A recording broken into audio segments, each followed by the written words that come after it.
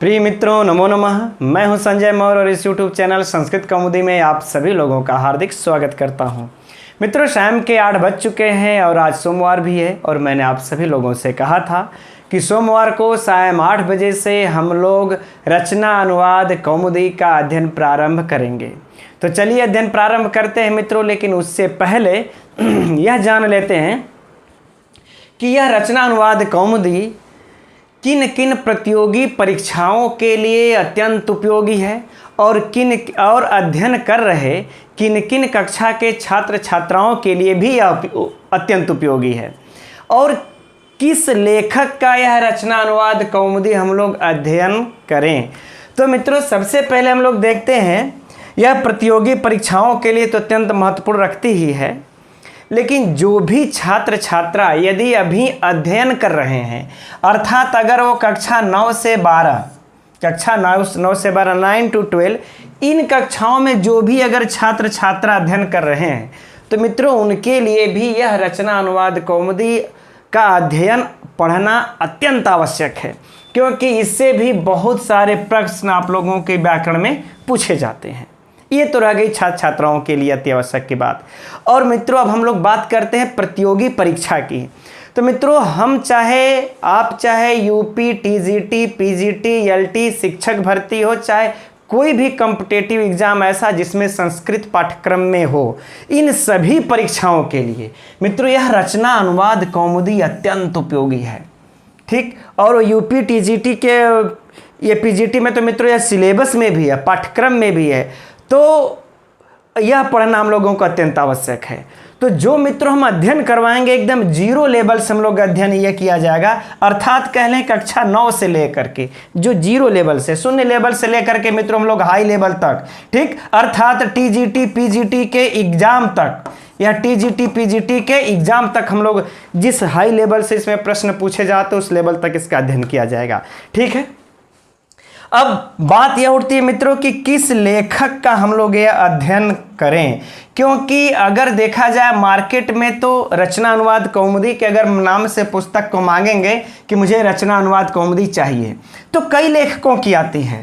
ठीक, लेकिन हम लोग जो अध्ययन किया जाएगा वह अध्ययन किया जाएगा हम लोग डॉक्टर कपिल देव द्विवेदी के अनुसार। डॉक्टर कपिल देव द्विवेदी की पुस्तक है, इनके अनुसार अध्ययन किया जाएगा।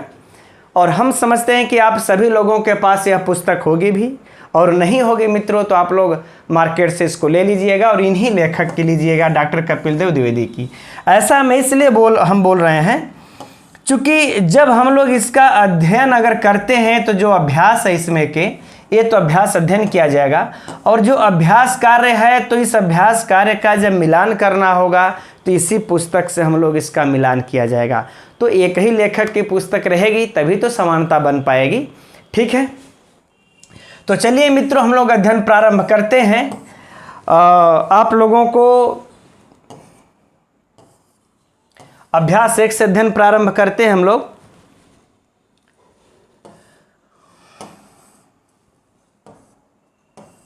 वैसे मित्रों ये जो अभ्यास 1 है इसमें जो भी बातें लिखी हुई है आप लोग कहीं न कहीं से पढ़ भी चुके होंगे और आप लोग स्वयं भी पढ़ चुके होंगे। ठीक है, लेकिन अब है तो पढ़ना तो पड़ेगा ही। मान लेते हैं कोई भी भाई बहन छात्र छात्रा या शुरुआत का नहीं पढ़ा है तो उसके लिए तो बताना आवश्यक ही होगा।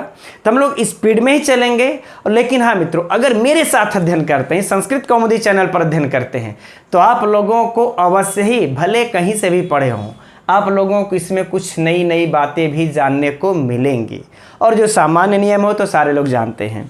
तो चलिए अध्ययन प्रारंभ करते हैं हम लोग। अभ्यास 1 यहां पर।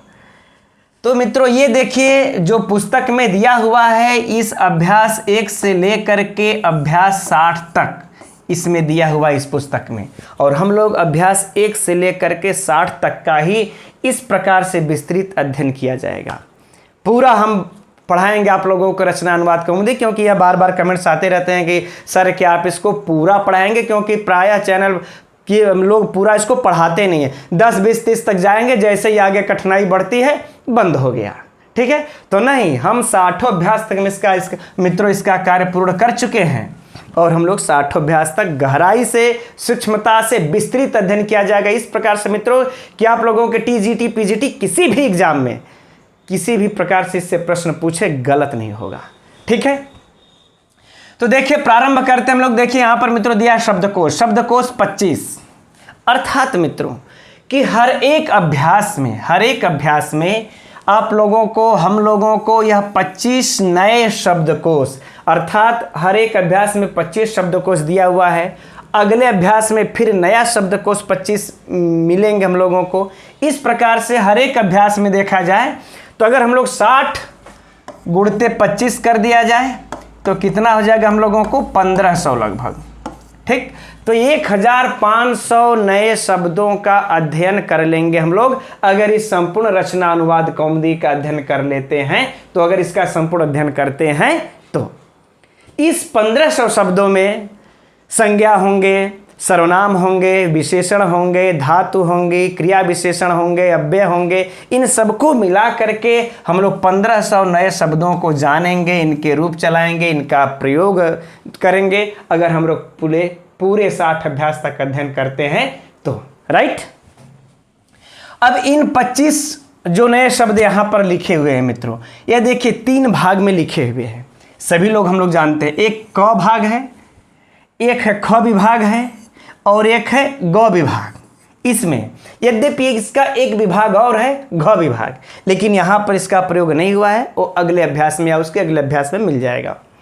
ठीक है, अब इस क विभाग में मित्रों क्या कौन कौन से शब्द लिखे हुए हैं, इस ख विभाग में कौन कौन से शब्द लिखे हुए हैं और ग विभाग में हम लोगों को यह कौन कौन से शब्द लिखे हुए हैं।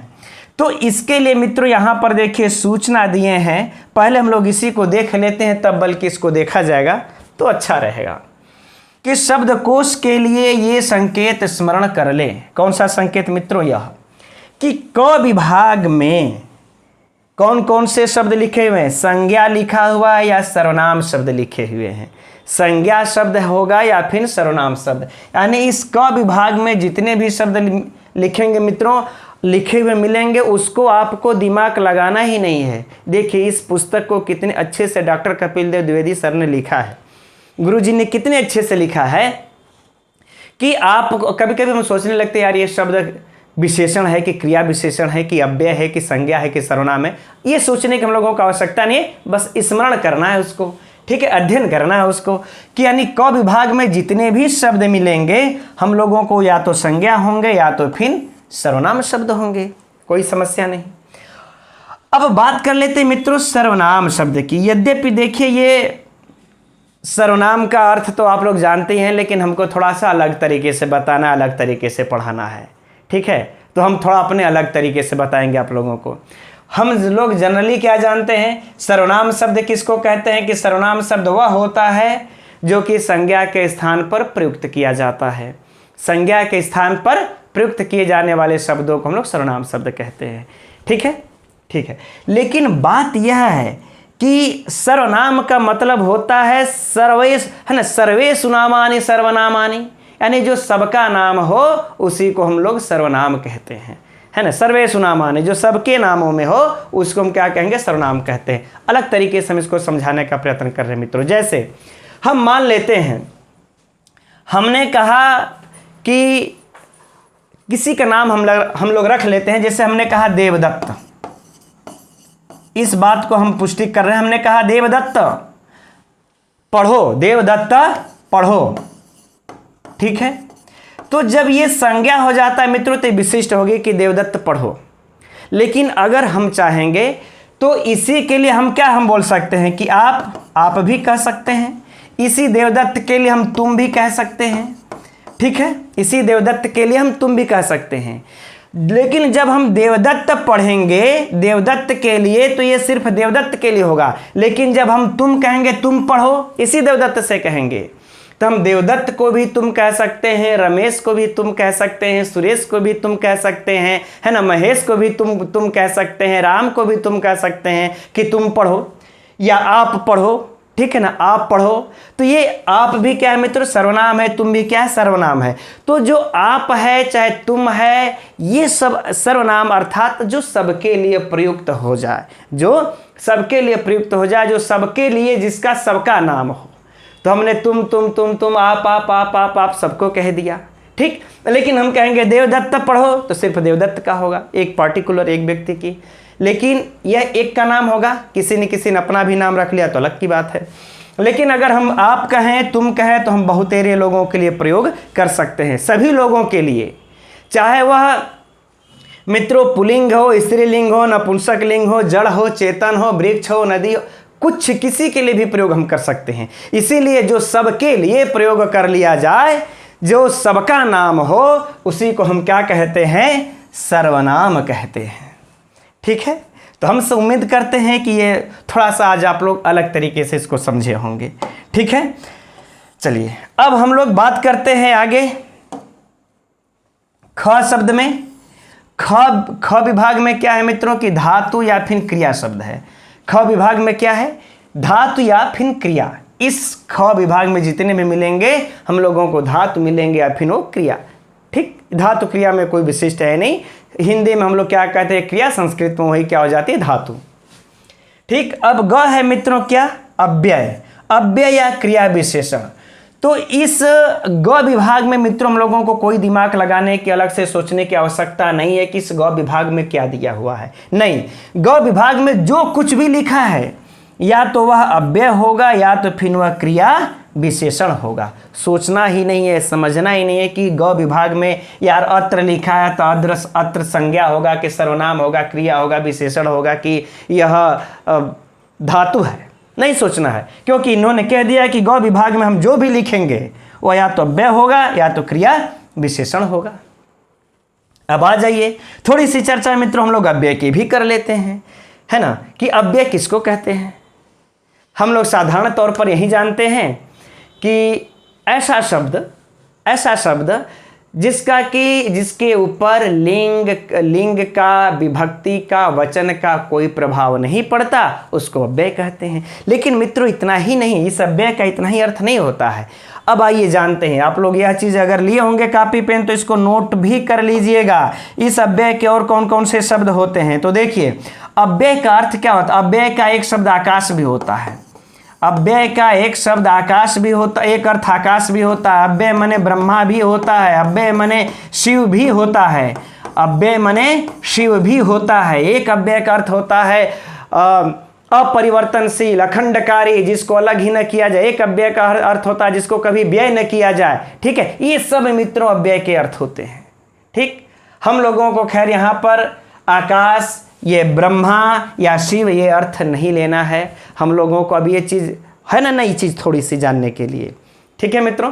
तो हम लोगों को आकाश, ब्रह्मा या फिर हम लोगों को ये शिव इत्यादि अर्थ नहीं लेना। यहाँ पर अर्थ लेना वे अव्यय हैं जिनके ऊपर लिंग, क्रिया, विभक्ति इत्यादि का कोई भी प्रभाव नहीं पड़ता। वैसे ये सब भी आप लोग नोट करना चाहेंगे तो ये सब भी नोट कर सकते हैं। आगे बढ़ते हम लोग।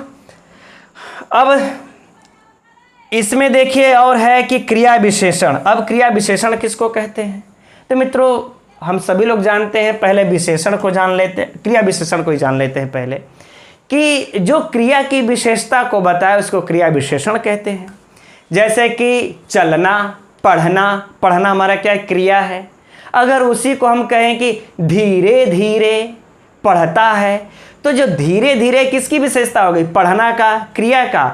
बालक धीरे धीरे पढ़ता है, ठीक है। अगर ऐसा हम लोग कर लें, थोड़ा सा लिख भी लेते हैं, अगर हम लोग कहें कि बालक धीरे धीरे पढ़ता है, बालक धीरे धीरे पढ़ता है, तो मित्रों जो यह जो धीरे धीरे जो विशेषण है, इस बालक का विशेषण नहीं है, ठीक। इस पढ़ना का विशेषण है। किसका विशेषण है, ये पढ़ना का विशेषण है। इसलिए क्या कहा जाएगा कि यह क्रिया विशेषण है, क्योंकि पढ़ना हमारा क्या है, क्रिया। तो यह क्या हो जाएगा, धीरे धीरे हमारा क्रिया विशेषण, यह क्या हो जाएगा, हमारा क्रिया विशेषण, ठीक। और अब बात आ गई घ विभाग में। देखिए क्या है, विशेषण शब्द। जो बालक जो संज्ञा सर्वनाम की विशेषता को बताए उसको हम विशेषण कहते हैं। ठीक, अब मान लेते हैं बालक क्या है, संज्ञा है। अब इसकी विशेषता को बता रहा है, जैसे कि मान लेते हैं कि बालक कैसा बालक है, छोटा, बड़ा, गोरा, काला, ठीक है ना, गौर वर्ण का बालक। ठीक, हम ऐसा कर लेते हैं, अर्थ लगा लेते हैं कि गौर वर्ण का बालक है ना, यानी कि गोरा बालक या छोटा बालक हम कर लें, छोटा बालक। तो हमारा ये जो छोटा है यह किसकी विशेषता हो जाएगी, ये जो हमारा छोटा बालक है ये इसका विशेषण हो जाएगा। बालक का जो विशेषण होगा वो छोटा होगा और जो इस क्रिया का जो विशेषण होगा वो धीरे धीरे होगा। तो छोटा इसका विशेषण हो जाएगा, तो इसको हम विशेषण शब्द कहेंगे। छोटा को क्या कहेंगे, विशेषण शब्द। और इस धीरे धीरे को क्या कहेंगे मित्रों, हम लोग क्रिया विशेषण कहेंगे। राइट, तो ठीक है। और अच्छा, अब यह स्मरण कर लेंगे हम लोग कि प्रत्येक, अब यहां पर देखिए हम लोगों को इस बॉक्स में दे दिया गया है कि ये संकेत सभी अभ्यासों के लिए है। यह एक अभ्यास में ही नहीं, जितने 1 to 60 अर्थात 1 से लेकर के 60 अभ्यास तक सभी के लिए ऐसे ही मिलेगा कि अगर घ विभाग में लिखा हुआ तो विशेषण शब्द है, ग विभाग में लिखा हुआ तो अव्यय या क्रिया विशेषण इत्यादि है, इसमें तो घ विभाग दिया ही नहीं है। राइट मित्रों, तो अब चलिए हम लोग इसमें देखते हैं, अध्ययन करते हैं।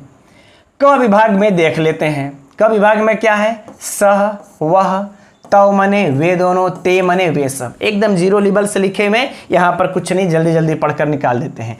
भवान क्या है, आप, पुल्लिंग शब्द है यह। ठीक है, यही भवान मने आप हो जाएगा। और यही आप यदि अगर हम लोगों को स्त्रीलिंग में अगर प्रयुक्त करना है तो क्या हो जाएगा, भवती, भवती मने आप, ये क्या हो जाएगा, स्त्रीलिंग में है। ये मित्रों ये सब कितने हैं, सर्वनाम शब्द हैं। ये जो हमने पढ़ा एक, ये तो खैर वही हो जाएगा, वह दोनों वे सब, और भवान, भवती, ये सब हमारे कितने हैं, ये सब कौन है, सर्वनाम शब्द हैं।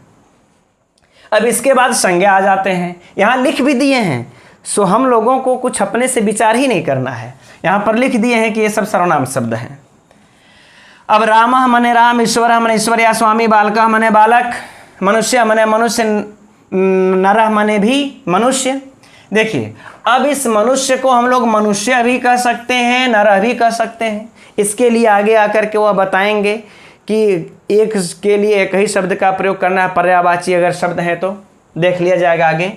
ग्राम मने गांव, नृप मने राजा, विद्यालय मने विद्यालय। ये इतने हो गए। फिर तो आ गया हम लोगों का ख विभाग। क्यों, कौन सा विभाग आ गया, ख विभाग। और यह जो मित्रों जो 13 लिखा हुआ है ना, यह जो 13 है इनकी संख्या है, इनकी क्या है, संख्या। इसमें देख लेंगे कि 13 शब्द मिलेंगे।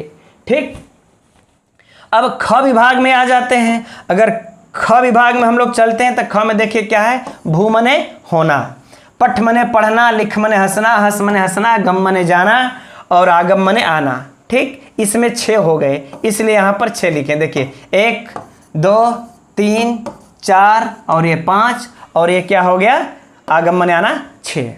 ठीक, ग विभाग में कितना मतलब क्या है, तो अत्र मने, देखिए अत्र मने यहाँ, अत्र मने यहाँ, यह मने यहाँ, यत्र मने जहाँ, तत्र मने वहाँ, कुत्र मने कहाँ, को मने भी कहाँ। ये भी मित्रों क्या हो गए, 6। काउंट कर लेंगे 6 ही आएंगे। अब हम लोग जोड़ लेते हैं कि 13 यहाँ पर दिया हुआ है और 6 यहाँ पे, 6 यहाँ पे, 13 धन 6 धन 6 बराबर कितने हो जाएंगे, टोटल 25। इस प्रकार से हर शब्दकोश में मित्रों हम लोगों को हर अभ्यास में 25 नए शब्दकोश मिलेंगे। इसी प्रकार से कुछ उसमें संज्ञा, कुछ सर्वनाम, कुछ विशेषण, क्रिया विशेषण इत्यादि। ठीक है, तो ये सारी बातें हम लोग समझ लिए। ठीक है, अब चलिए आगे बढ़ते हैं। यह तो मान लेते हैं हमारे सभी जगह पर लागू होगा। अब हम लोग आगे बढ़ते हैं। प्रश्न अगला है 2 क। अब इसको अध्ययन कर लेते हैं थोड़ा सा।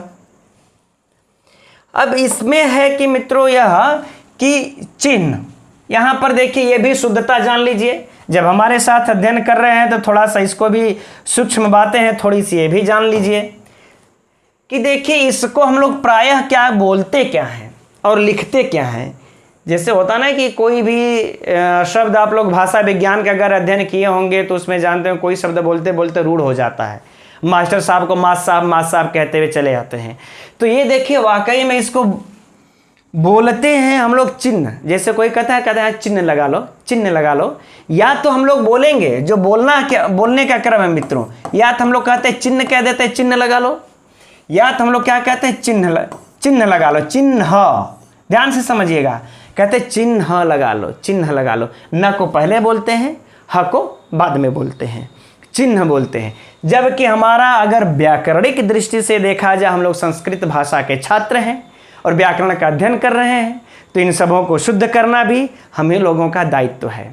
ठीक है, आप लोग भी टीचर बनने के लिए तैयारी कर रहे हैं, कुछ लोग अभी अध्ययन कर रहे होंगे, तो सबके लिए है कि शुद्ध करना है। चिन्ह नहीं होगा, चिन्ह भी नहीं होगा, चिन्ह बोलते हैं। कैसे बोलेंगे मित्र, देखिए एक हो गया चिन्ह, एक हो गया चिन्ह।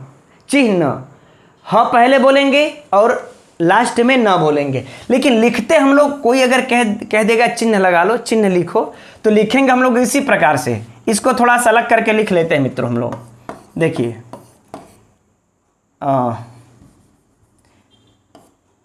चिन्ह, यहां पर हलंत रहेगा और न, इस तरीके से। ठीक, यही लिखा हुआ है, ये बस फंड का अंतर है, चिन्ह। तो जब हम लोग इसको बोलेंगे मित्रों चिन्ह, और एक होगा चिन्ह, तो चिन्ह नहीं बोलना है, चिन्ह बोलता है, चिन्ह। ठीक है, चलिए, तो ये हम लोगों ने समझ लिया। अब आगे देखते हैं कि अगर कोई भी कहीं भी मित्रों ऐसा अगर चिन्ह अर्थात लकीर तक अर्थ का बोधक है, तक अर्थ का बोधक है। जैसे एक के बीच में जो चिन्ह लगा दिया गया हो गया 10, अर्थात 1 से 10 तक। राम के बाद ये डैश लगा दिया गया, चिन्ह लगा दिया गया और आगे लिख दिया गया विद्यालय, तो इसका अर्थ हो जाएगा राम से विद्यालय तक के शब्द, राम से विद्यालय तक के शब्द। तो मित्रों ये तो जनरल सी बातें हैं, बिल्कुल सिंपली हम सारे लोग जानते हैं कि अगर हमने लिख दिया सोम और यहाँ से कह दिया रवि, तो हम कह देंगे, या फिर हमने कह दिया क्या चीज़, शनि, हमने लिख दिया शनि। ठीक है, अर्थात कि हम लोगों की कक्षा सोम से शनिवार तक चलेगी। ठीक, तो ये योजक चिन्ह है, ये हम सभी लोग जानते हैं। आगे देखते हैं, आगे क्या है, हाँ, कि ख में चलते हैं। वत अर्थात तुल्य सदृश, सदृश कैसे बोलेंगे मित्र इसको, सदृश। किस लोग कह देंगे सदृश। तो स और श का मित्रों हम लोग उच्चारण ही ठीक से नहीं कर पाते हैं, उच्चारण पर भी हम लोगों को ध्यान देना होगा। ठीक है, सदृश, जैसे रामवत अर्थात राम के तुल्य रूप चलेंगे। अगर मित्रों किसी भी अपने यह पूरे 1 से लेकर के 60 अभ्यासों में आचार्य डॉक्टर कपिल देव द्विवेदी गुरुजी अगर कह दिए कि रामवत, तो क्या हो जाएगा, रामवत अगर कह दिया तो राम के तुल्य।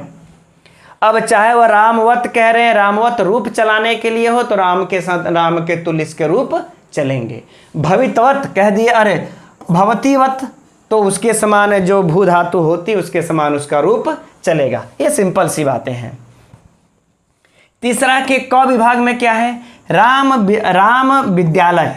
अब यहाँ देखिए राम से विद्यालय तक हो गया ना, आगे बातें समझ में कि राम से विद्यालय तक रामवत अर्थात राम शब्द से विद्यालय शब्द तक के रूप राम शब्द के तुल्य चलेंगे। अब देखिए मित्रों, यहाँ पर इनके बताने का तात्पर्य यही था कि जब यहाँ राम और विद्यालय लिख लिए, चूँकि जब हम लोग ऊपर जाएंगे, हम लोग यहाँ अगर जब जाते हैं कहाँ पर, जो यहाँ पर लिखा हुआ है राम शब्द, ठीक कहाँ पे, यहाँ पे, तो ये जो राम शब्द हम लोग लिखे हुए हैं यहाँ पर, तो इस राम शब्द से ले करके यहाँ विद्यालय तक के जितने भी राम, बालक और यह मनुष्य, नर, ग्राम, नृप और विद्यालय, ये जितने भी शब्द हैं इसके रूप किसके समान चलेंगे, इसी राम के समान ही चलेंगे। रामवत अर्थात राम के तुल्य इसके शब्द चलेंगे। इनके कहने का भाव यह है। ठीक है, ये भी सामान्य सी बातें हैं, आप लोग जानते हैं, इसमें बहुत ज़्यादा हम लोगों को दिमाग लगाने की आवश्यकता नहीं है। अब आगे चलते हैं। अगर भू इन्होंने कह दिया तो क्या होगा, भू आगम भविष्यवत इसका रूप चलेगा। ठीक, अब आगे बढ़ते हैं।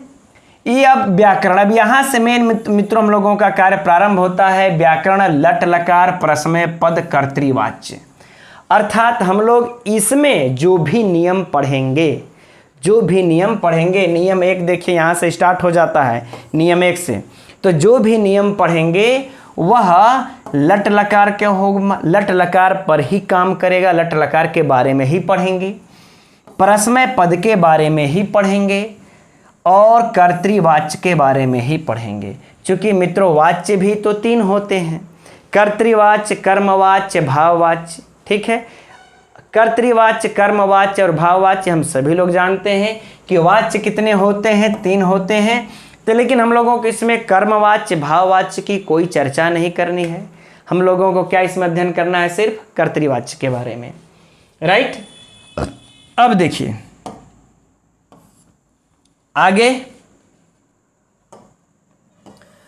अब आगे कह रहे हैं कि राम का रूप भी ये थोड़ा सा चला करके दिखा देते हैं। जो है कि द्विवेदी गुरु जी कहते हैं रामः रामौ रामाः प्रथमा कर्ता। चूंकि मित्रों, अच्छा चलिए आगे भी पढ़ लेते हैं भी। और रामम रामौ रामान द्वितीया कर्म। ठीक है, अब इनका संक्षिप्त रूप कैसे हम लोग लगा लेंगे मित्रों कि अह औ आह, यही ना हुआ कि रामः रामौ रामाः अह औ आह, यही ना हुआ, अह औ फिर आह। तो यह संक्षिप्त रूप इन्होंने यहाँ पर बता दिया। अब इसी तरह से इसमें जितने शब्द आए हैं राम के समान चलेंगे रूप, पहले बता दिया है ना कि राम से लेकर के विद्यालय तक के सभी रूप किसके समान चलेंगे, रामवत। तो राम का रूप कैसे चलेगा, राम रामौ रामान, और संक्षिप्त में इन्होंने इस तरह से बता दिया। तो उसी तरह से हो जाएगा कि विद्यालय विद्यालयौ विद्यालयः, ये सब कॉमन चीज़ें हैं। आगे बढ़ते हैं, ये सब हम समझते हैं, बहुत सारे लोगों को पढ़ने में कोई इंटरेस्ट नहीं होगा। ठीक है, ये द्वितीया का रूप हो गया। द्वितीया को क्या कहते हैं हम लोग, कर्म कहते हैं, हम सभी लोग जानते हैं। और अकारांत पुल्लिंग में इसका अम औवाने संक्षिप्त रूप हो गया। अब यहाँ पर मित्रों कह देते हैं एक बार में कि संक्षिप्त रूप शब्द के अंत में लगेंगे, जैसे बालक, बालकौ, बालकाः, बालकम आदि। ठीक, कोई समस्या नहीं, यहाँ पर समझाने जैसा कुछ नहीं है। अब उसी तरीके से मित्रों क्या है, भू धातु लट लकार, भू धातु लट लकार वर्तमान काल। अब लट लकार का मतलब वर्तमान काल, ये हम सभी लोग जानते हैं, चाहे कक्षा 9 का ही विद्यार्थी हो क्यों न हो। इसका रूप कैसे चलता है, भवति भवतः भवन्ति प्रथम पुरुष। इस अभ्यास में मित्रों सिर्फ प्रथम पुरुष की ही वह बातें करते हैं और अगले अभ्यास में मध्यम पुरुष की, फिर उसके अगले अभ्यास में उत्तम पुरुष की बातें करते हैं। ठीक है, इसलिए हम लोग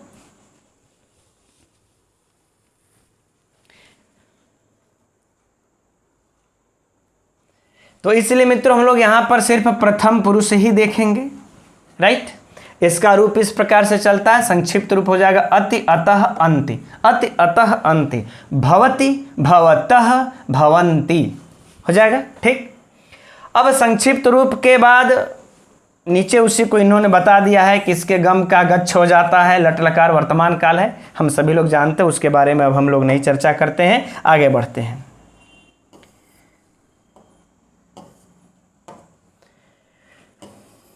नियम पर चलते हैं सीधा सीधा।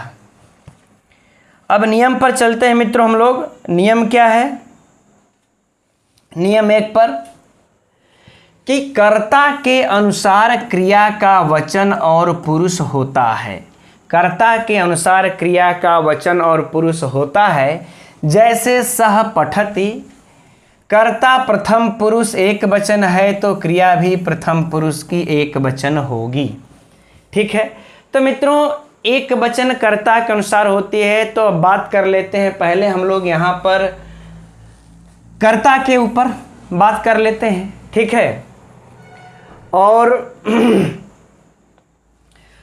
कि चलिए अच्छा कर्ता के ऊपर ही बात ये कर लेते हम लोग। नहीं, कर्ता की बातें यहाँ पर हो जाएंगी आगे, यहाँ पर हम लोग कर्ता की बातें नहीं करते हैं आगे, चूंकि कर्ता है तो वही उसी जगह पर हो जाएगा। एक क्रिया वचन और पुरुष की बातें कर लेते हैं हम लोग यहाँ पर। वचन देखिए संस्कृत में कितने होते हैं, संस्कृत भाषा में वचन कितने होते हैं, तो 3 होते हैं। ठीक, अदरवाइज हिंदी इत्यादि अन्य भाषाओं में जाएंगे तो वचन 2 ही होते हैं। संस्कृत में कितने वचन होते हैं मित्रों? 3। पहला होता है हम लोगों का एक वचन, ठीक है, दूसरा द्विवचन, और तीसरा हो जाएगा हम लोगों का बहुवचन। ये हम लोगों के संस्कृत भाषा में 3 वचनों का हम लोगों को प्रयोग मिलता है, 3 वचनों का प्रयोग हम लोग कर सकते हैं, राइट।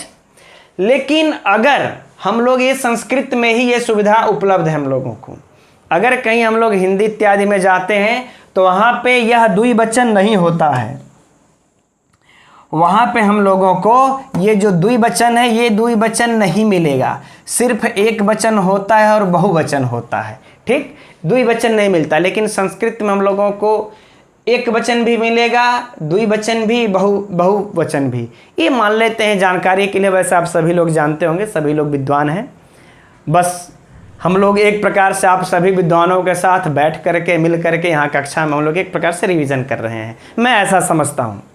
ठीक है, तो ये हम लोगों को अन्य भाषाओं में मिलता है, संस्कृत में खैर 3 वचन होते हैं। अब पुरुष कितने हो जाते हैं मित्रों? पुरुष हम लोगों के 3 होते हैं। पुरुष कितने होते हैं संस्कृत में? 3। कौन से पुरुष? प्रथम पुरुष और मध्यम पुरुष और उत्तम पुरुष, ये 3 पुरुष होते हैं, कोई समस्या नहीं है, ये तो सभी लोग जानते हैं हम लोग, ये 3 पुरुष हो गए। अब बातें आ गई कि कर्ता प्रथम पुरुष एक वचन है तो क्रिया भी प्रथम पुरुष एक वचन होगी, क्योंकि कर्ता के अनुसार होगी। तो मित्रों जो कर्ता होती है, जो कर्ता होते हैं उसी के अनुसार क्रिया भी होती है, उसी के अनुसार। अगर कर्ता एक वचन है तो क्रिया भी एक वचन, अगर कर्ता द्विवचन है तो क्रिया भी द्विवचन, अगर कर्ता बहुवचन है तो क्रिया भी बहुवचन ही होगी, क्योंकि क्रिया कर्ता जो है ये कर्ता का ही अनुसार कौन करती है? क्रिया करती है। कर्ता का ही अनुसरण कौन करती है? हम लोगों की क्रिया करती है, यह पठती। ठीक है, और कर्ता जिस पुरुष का होगा, अगर वह प्रथम पुरुष का होगा तो वह प्रथम पुरुष में जाएगा, अगर वह मध्यम पुरुष का होगा कर्ता तो क्रिया मध्यम पुरुष में जाएगी, अगर कर्ता उत्तम पुरुष का होगा तो क्रिया भी उत्तम पुरुष में जाएगी। कर्ता एक वचन तो क्रिया एक वचन, कर्ता द्विवचन तो क्रिया द्विवचन, यानी कर्ता के अनुसार ही चलेगी। यह सिंपल साधारण सी बात है, हम सभी जानते हैं। ठीक, आगे बढ़े हम लोग। अब होता है मित्रों यह है कि भवत शब्द, भवत नियम 2 में देखते हैं हम लोग कि भवत आप शब्द के साथ सदा प्रथम पुरुष आता है। भवत आप शब्द के साथ सदा प्रथम पुरुष आता है। यहां पर मित्रों एक चीज समझ लीजिए कि भवत जो यह शब्द है, यह अगर सच में अगर कहा जाए तो यह तुम का रूप होता है। किसका रूप होता है? तुम का रूप होता है। जैसे मान लेते हैं कि हम जिसको तुम कह रहे हैं उसी को हम आप भी कह सकते हैं। कह सकते हैं कि नहीं कह सकते हैं? हम कह देंगे तुम चले जाओ, तुम पढ़ो, या हम कह देंगे आप पढ़ो, बात तो एक ही है ना। चलिए इसको हम लोग यहां पे ऐसे समझते हैं। हाँ, यहां पर इस प्रकार से हम लोग समझते हैं, अगर हमने कह दिया कि तुम पढ़ो,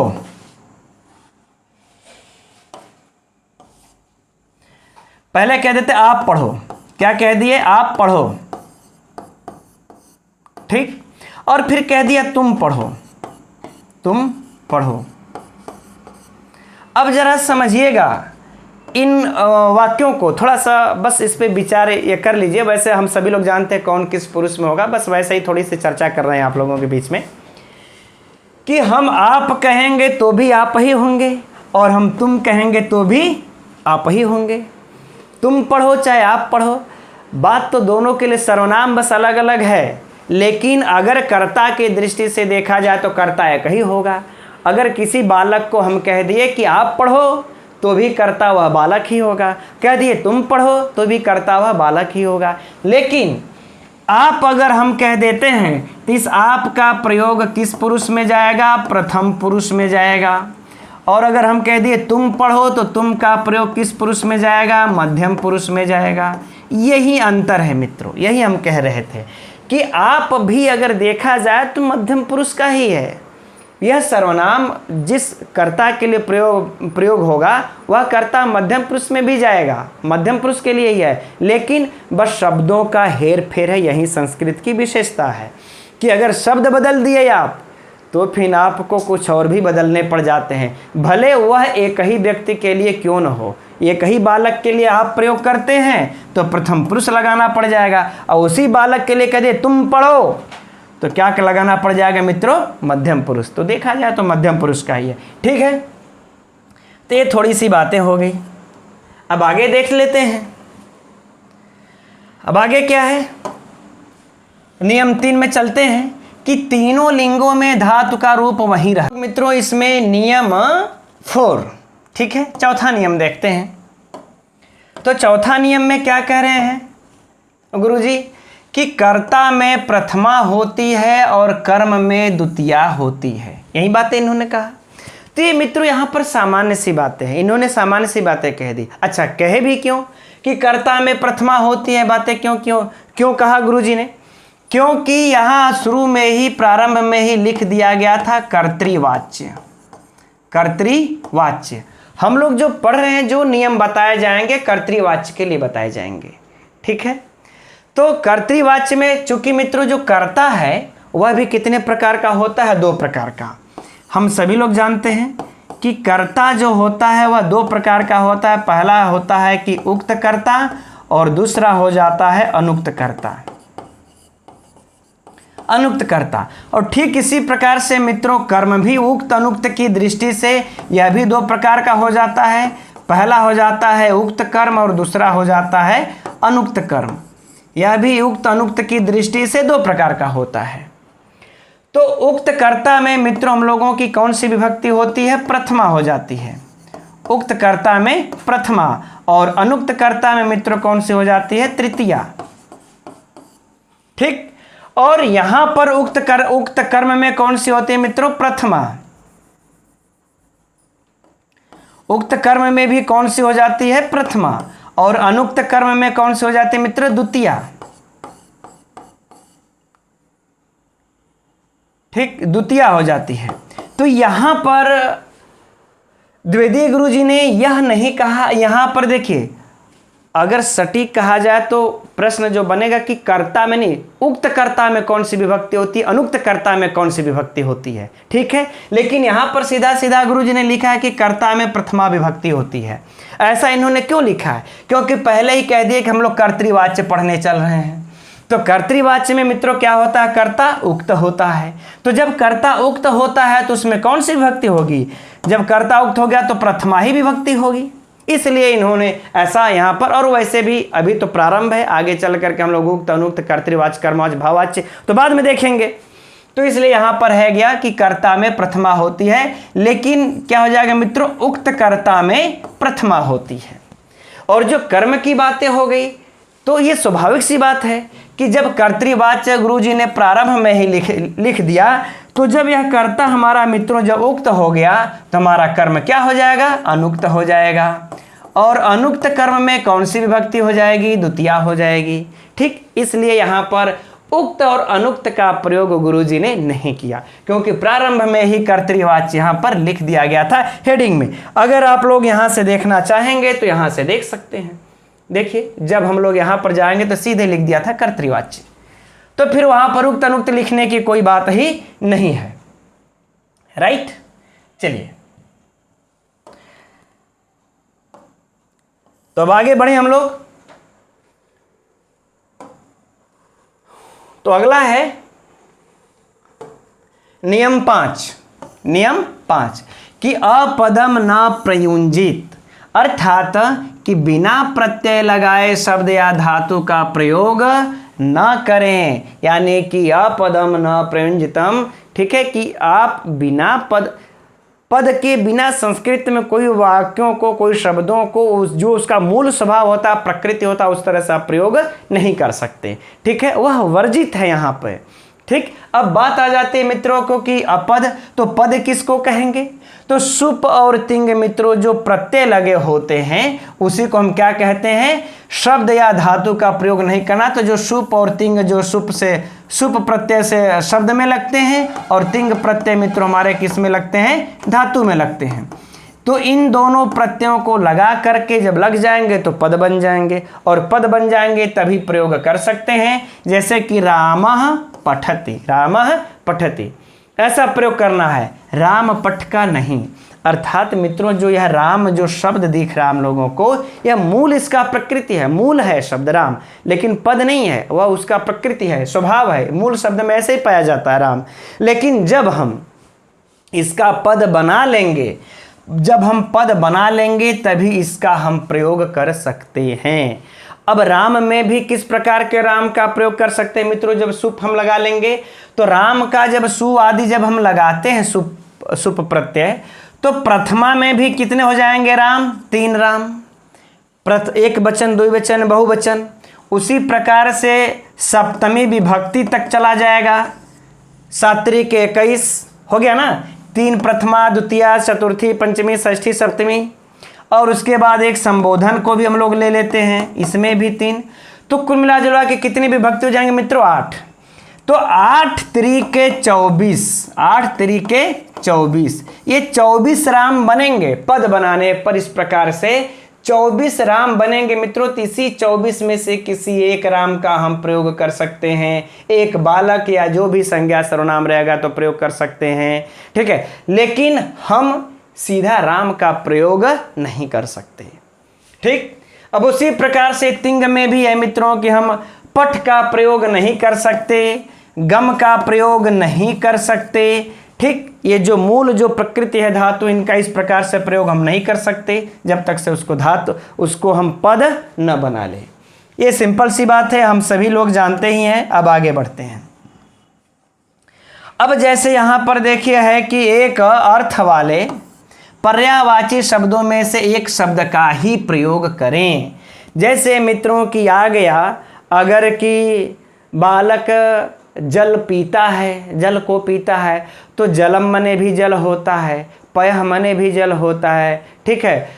तो ये अम्ब मने भी जल होता है। तो पर्यायवाची इनका हम प्रयोग नहीं करेंगे, ठीक। अच्छा, अगर इसके लिए हम लोग देखा जाए मित्रों, देखिए प्रारंभ में ही है, हमने अभी आप लोगों से कहा था कि कहाँ गया वह कि मनुष्य मने भी मनुष्य, नरः मने भी मनुष्य होता है।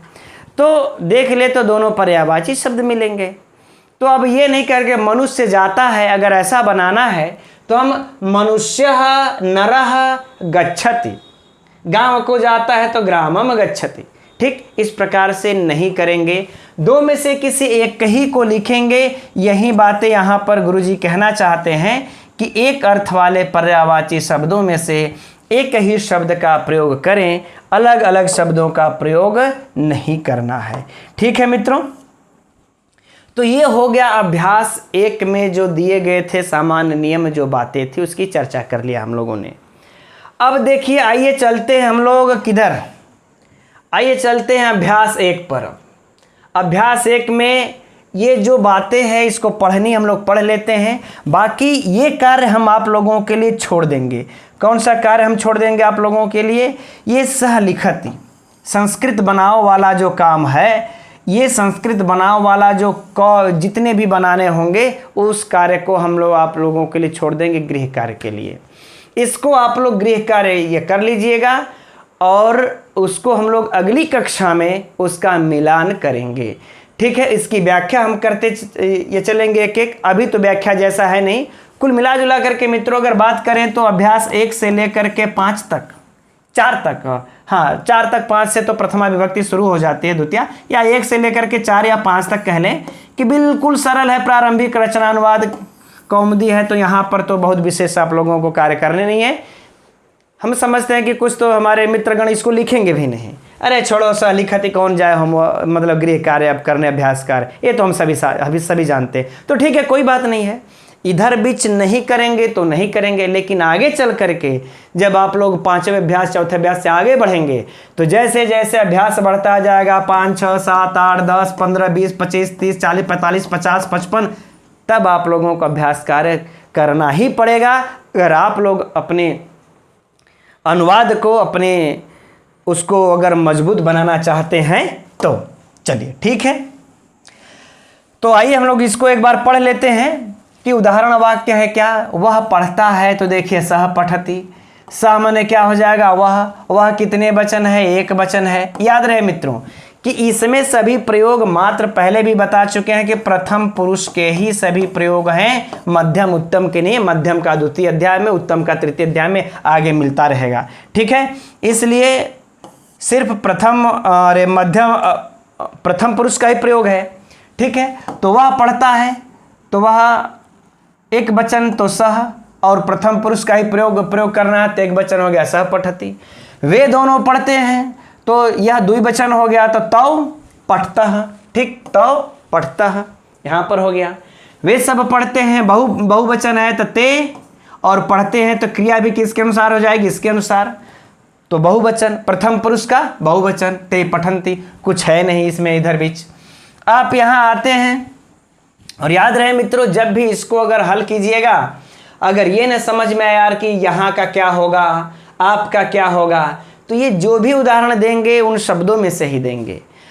आगे के अभ्यासों में जब हम लोग चले जाएंगे तब जो भी शब्द है, संज्ञा, सर्वनाम, क्रिया जो भी आएगी, अगर उस अध्याय में नहीं तो पिछले वाले अध्याय में आप लोग पलट करके देख सकते हैं, ठीक है। तो आप यहाँ आते हैं तो क्या हो जाएगा, भवान अत्र आगच्छति, आना के क्या हो जाएगा, आगच्छति, उन्होंने पहले ही शुरू में अब बता दिया गया। आप यहाँ आते हैं, कौन सा लिंग है, पुल्लिंग है, तो क्या हो जाएगा, भवान भवन्तौ भवन्तः, इस प्रकार से चलता है रूप।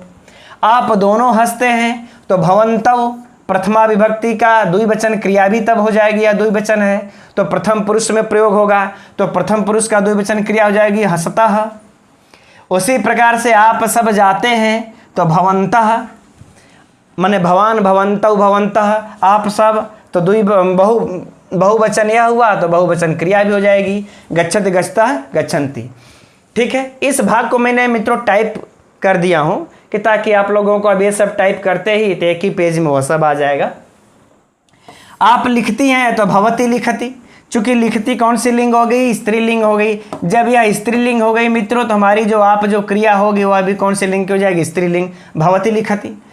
वहाँ क्या हो रहा है तो तत्र, अब वहाँ क्या हो रहा है तो तत्र, वहाँ का क्या हो जाएगा, तत्र क्या हो रहा है तो तत्र किम भवति। अब याद रहे मित्रों यहाँ पर एक चीज़ अब बताना चाहेंगे आप लोगों को हम, कि ऐसे वाक्य में कि देखिए वहाँ क्या हो रहा है, ये तो हो गई क्रिया, यह तो क्या हो गई हम लोगों की क्रिया। अब यह क्रिया हो गई तो एक चीज़ अच्छा यहाँ पर ही हम बता देना चाहेंगे कि आप लोग यह अभी तो सरल अनुवाद है, अभी तो सरल अनुवाद है, कोई समस्या नहीं है। अनुवाद जब भी बनाइएगा तो किसी भी वाक्य में कर्ता कर्म क्रिया छांट लीजिएगा, कर्ता कर्म और क्रिया को, अव्यय को, कि उसमें कर्ता कौन सा है, कर्म कौन सा है, क्रिया कौन सा है, उन सबों को छांट करके लिख लीजिएगा, तब आप लोगों को अनुवाद बनाने में एकदम सरल हो जाएगा। चलिए अच्छा इस विधि को आगे हम बता देंगे आप लोगों को, ठीक है। तो जैसे वहाँ देखिए कि वहाँ क्या हो रहा है, तो अब हम आप लोगों को समझ में आएगा यार वहाँ तो करता है ही नहीं है, अब हो रहा है का हम लोग क्या लिखेंगे, भवत लिखें, ठीक है, कि भवंती लिखें, क्या लिखें यहाँ पर हम, करता तो हमको दिख ही नहीं रहा है। तो वहाँ क्या हो रहा है मित्रों, तो इसी को कर्ता मानना पड़ेगा, यहाँ पर तत्र हो जाएगा, क्या हो जाएगा, तत्र। अब देखिए किम मने क्या, अगर यहीं पर कहेंगे अगर हो रहे हैं तो किम के कहानी, ठीक है, तब हमको आपको जितने वचन की क्रिया लगाएंगे उतनी वचन का इसको भी लगाना पड़ जाएगा। तो यहाँ पर हमको ऐसे सिचुएशन में, ऐसे वाक्यों में हमको इसी को कर्ता मान करके विभक्ति का प्रयोग करना पड़ेगा। तो किम मने क्या, भवति मने हो रहा है, ठीक, हो रहे हैं बहुवचन हो जाएगा तो हम इसको भी क्या कितने वचन लगा लेंगे, बहुवचन लगा लेंगे, सिंपल सी बात, ठीक है मित्रों। तो और ये रही बातें, अब आप लोगों को मिलाना ये जो है कि बनाने के लिए संस्कृत, तो ये बना लीजिएगा आप लोग, ठीक है। फिर हम लोग अगली कक्षा में इसका मिलान किया जाएगा। और याद रहे अच्छा, इसमें कुछ और भाग है मित्रों, जैसे कि ये शुद्ध अशुद्ध करना है, क्योंकि इसमें शुद्ध अशुद्ध भी करने के लिए दिए हुए हैं, गुरुजी ने लिखा हुआ उसको भी शुद्ध अशुद्ध करने के लिए।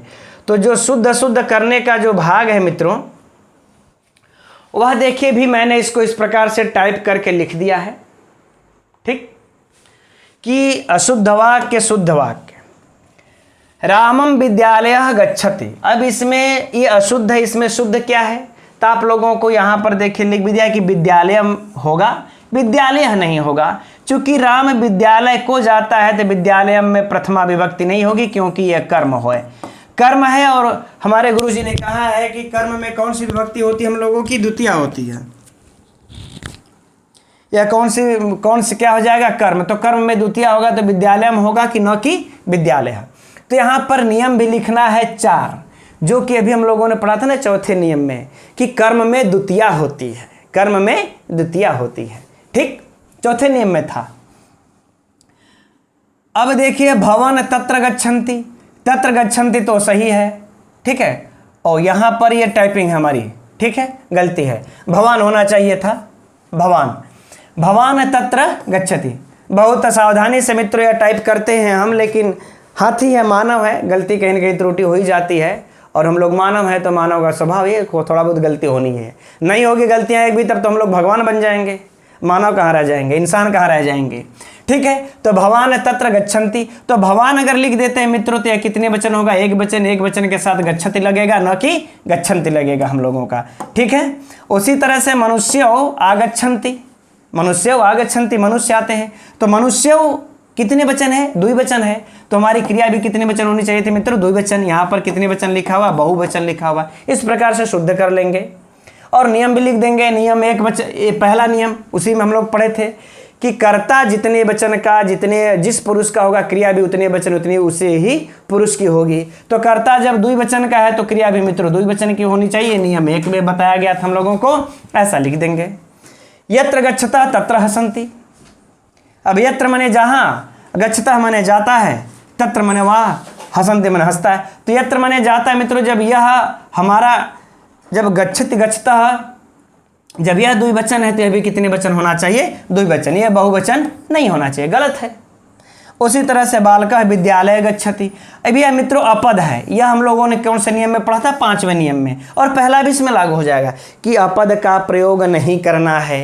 तो यह अपद है, यह मूल अपने पाठ में मूल शब्द में है, तो अपद है, तो क्या हो जाएगा, विद्यालयम, और ये भी शुद्ध करना पड़ेगा। और यहाँ पर मित्रों गच्छति है, बालकः विद्यालयम गच्छति,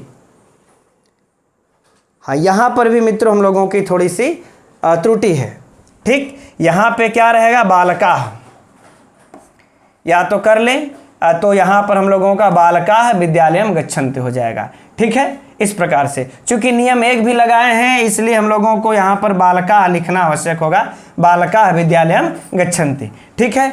इसे शुद्ध करके मित्रों हम आप सभी लोगों को, अब बाकी आगे का देखिए, जो अब यह आगे है शुद्ध करना है, नियम अब बनाना है, ठीक है। ये सब बातें, और इसको द्विवचन में बहुवचन में भी परिवर्तित करना है मित्रों, ठीक है।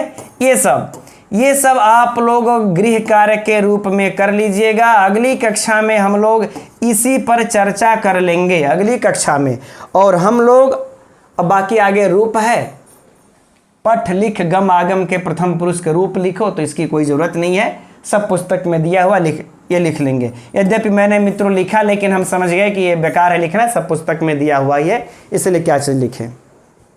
तो मित्रों इस प्रकार से है, और हम लोग अगली कक्षा में इसके इन गृह कार्यों पर चर्चा किया जाएगा। और इसकी PDF भी आप सभी लोगों को बता दें, इसकी PDF हम आप लोगों को ऐप में दे देंगे, डाल देंगे उसी ऐप में मित्रों, जहां पर हमने बताया है कि एक बार पुनः हम बता देना चाहते हैं आप लोगों को कि वह जो कक्षा है, जो 300 रुपये की कक्षा है, इसी ऐप में हम इसको डाल देंगे, ठीक है।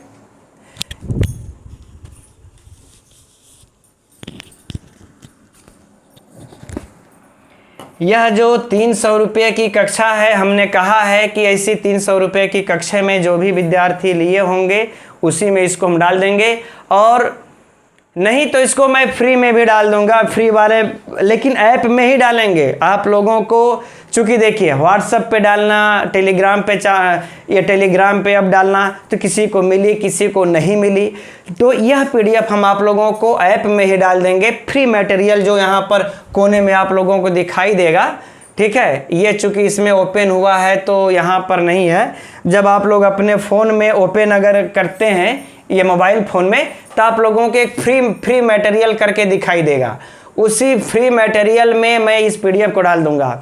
तो आप लोग मान लेते कक्षा में नहीं इसको ये मिलान कर पाए, तो आप लोग वहाँ से भी पीडीएफ को खोल करके, वो उसके लिए 1 भी रुपये चार्ज नहीं लगेगा, वह इसमें भी रहेगा, फ्री मटेरियल में भी रहेगा, 1 रुपये भी चार्ज नहीं लगेगा। सिर्फ उसके लिए करना क्या होगा, संस्कृत कौमुदी ऐप को मित्रों प्ले स्टोर से डाउनलोड कर लीजिएगा, और फिर वहीं पर इसको आप लोग मिलान कर सकते हैं। वहाँ पर भी 60 अभ्यास का हम क्रमशः उसी में डालते जाएंगे, वहाँ पर मिलान कर सकते हैं, ठीक है।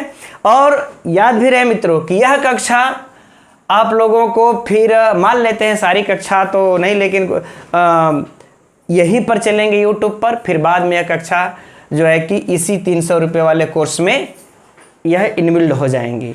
और दिवाली तक के लिए इस कोर्स का ऑफर भी है, इसका समय 2 वर्ष है।